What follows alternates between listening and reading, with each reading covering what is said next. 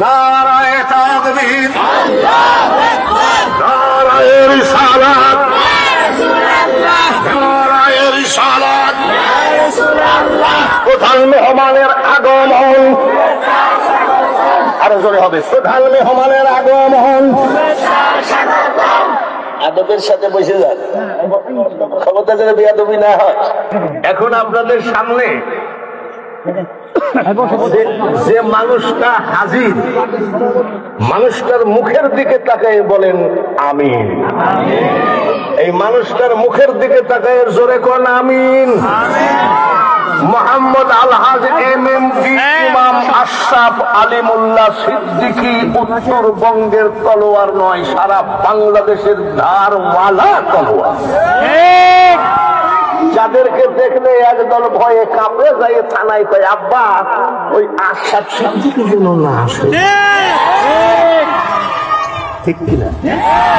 আশরাফ সিদ্দিকীর মাহফিল বন্ধ করতে পারিস নাকি?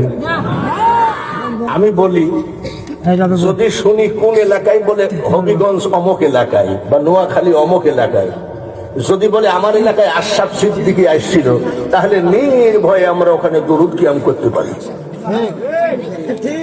আর যদি শুনি যে না ওই কাসেমি গেছে, মাদানি গেছে, মদিনা মানে না কিন্তু নামের টাইটেল মাদান, এসব ভণ্ডামি সার বাবা বেশি দিন চলে না। এখনো বিদায় হচ্ছি বলে গেলাম, আশরাফ সিদ্দিকী মানে ওদের জম, এমন একটা ধারাল তলোয়ার আশরাফ সিদ্দিকী, যার সামনে আমি মাঝে মধ্যে নয় প্রায় টাইম ফেসবুক দেখি, বাংলার এক পালোয়ান, এত নাম এত ফুটানি, ভয়ে বাহাস মাহফিলে আসে নাই, নাম বললাম না।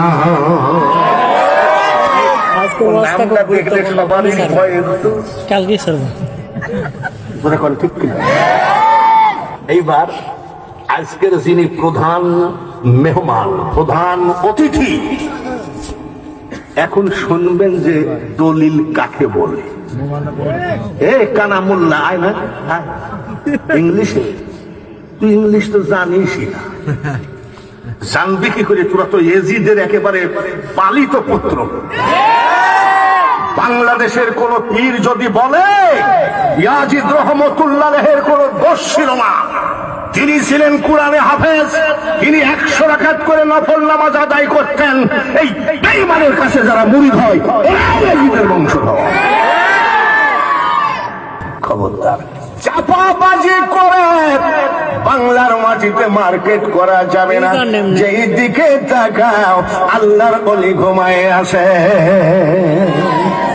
মনে কইরো না মাজার জ্বালায় দাও, মনে কইরো না পীরের খানকা জ্বালায় দাও।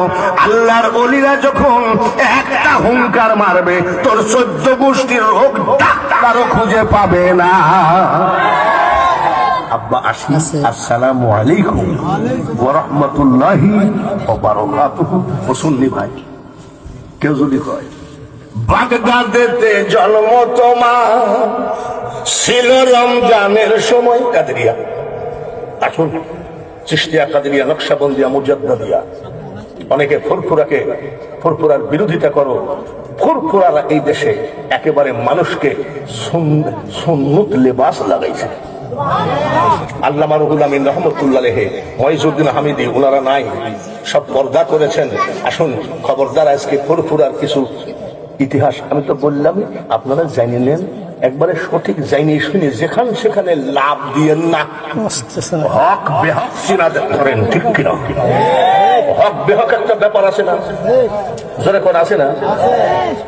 এক বেঈমান কি বলছে, আবু বকর আবার কয়বার হজ করেছে আর আমি কতবার হজ করেছি কোনো হিসাব নাই। আরে সি সি সি, এই ওয়াহাবিদের বাচ্চাদের জবান এত খারাপ, ওরা হযরত আবু বকরকে পর্যন্ত নিচে নামায়ে দেয়। আল্লাহ তাআলা আমরা মৃত্যু শিকার, তাও সাহাবীদের সাথে, ওলিদের সাথে, নবীদের সাথে কোনো বেয়াদবি করে যেন কবরে না যায়। আসি, আসসালামু আলাইকুম ওয়া রাহমাতুল্লাহ। আবার দেখা হবে ইনশাআল্লাহ। আপনারা আমাদের জন্য দোয়া করেন, আর আমার জন্য দোয়া করে লাভ নাই। আমার তো এক পা কবরে 81 বছর বয়স। ওই আশরাফ সিদ্দিকীর জন্য দোয়া করেন। এই লোকটা মরে গেলে কিন্তু ওয়াহাবিরা কয় এইবার গেছে তোদের আব্বা। না না, আমি বাঙালি হুজুর দোয়া করি প্রত্যেকটা প্যান্ডেলে যে এই মানুষটা আজকে সুন্দরভাবে দুরুদ কিয়ামটা গুছাই আসতেছে। জোরে বলেন, একটা মানুষ উঠা বসা করবেন না, চুপচাপ বসে আজকে ওয়াজগুলো শুনবেন এবং ওইভাবে আমল করবেন। আবার দেখা হবে। আসি, আসসালামু আলাইকুম ওয়া রাহমাতুল্লাহি।